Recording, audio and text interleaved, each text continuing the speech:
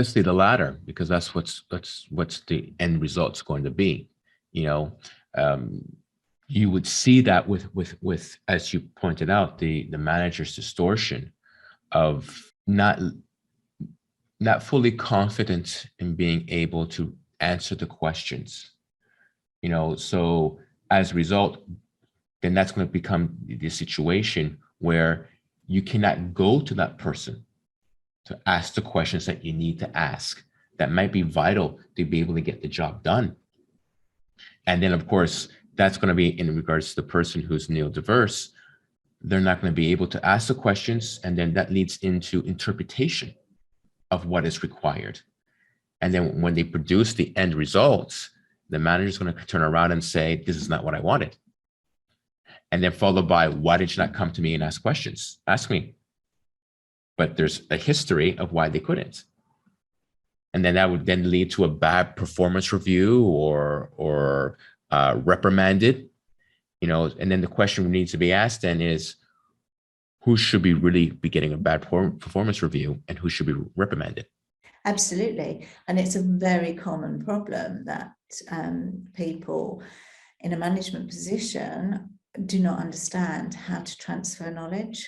And this is particularly true with people who, as you put it, whose brains are wired differently, because that person suffers from something called the knowledge curse, which is that because they know everything about it, they believe everyone knows everything about it.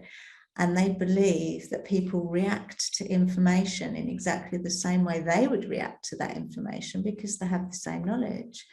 Whereas actually, if they were more creative in the way they pass on knowledge, so actually create an image of what you're trying to achieve, create the perception of what you're trying to achieve, or show someone what you're trying to achieve by helping them to shadow someone who's doing that. That can be so much more effective instead of sitting down with a number of bullet points. And again, sorry, we keep coming back to the driving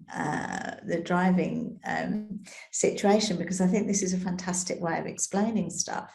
If you write a list of what you need to do driving a car from A to B, how many pages do you think that list would be?